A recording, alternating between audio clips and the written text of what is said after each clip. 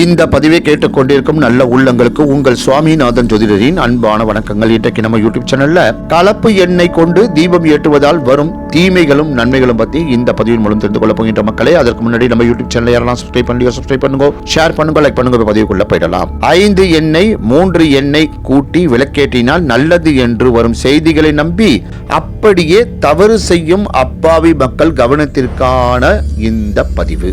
எப்போதுமே ஒரு எண்ணெயுடன் இன்னொரு எண்ணெயை சேர்த்து எரியக்கூடாது.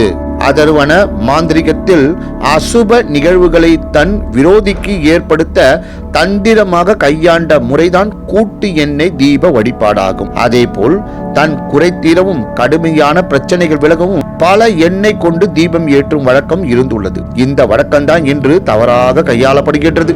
இதனை விளக்கமாக அறிந்து கொள்ள இந்த பதிவை கவனமாக கேளுங்கள். பௌர்ணமி கழித்து வரும் அஷ்டமி தேய்பிறை அஷ்டமி என்பது அனைவருக்கும் தெரிந்ததுதான். இந்த தேய்பிறை அஷ்டமி கார்த்திகை மாதத்தில் வரும்போது பஞ்ச எண்ணெய் தீபம் கால பைரவருக்கு ஏற்ற வேண்டும். இதற்கு 5 தீபம், அதாவது பஞ்ச தீபம் என்று பெயர். 5 வகை எண்ணெய் கொண்டு ஏற்றப்பட வேண்டும். 5 தனித்தனி அகல் எடுத்துக்கொண்டு ஒரு அகலில் நல்லெண்ணெய், இன்னொரு அகலில் இலுப்பை எண்ணெய், மற்றொன்றில் விளக்கு எண்ணெய், அடுத்ததில் பசு நெய், அடுத்த அகலில் தேங்காய் எண்ணெய் ஊற்றி பைரவ சுவாமியை நோக்கி அகலின் திரிமுகம் வைத்து தனித்தனியாக ஏற்ற வேண்டும். ஒரு அகலில் ஏற்றிய நெருப்பில் இருந்து இன்னொரு தீபம் ஏற்றக்கூடாது. ஒவ்வொரு எண்ணெய் கொண்டு எரியும் தீபத்தின் சக்தி வெவ்வேறாகும்.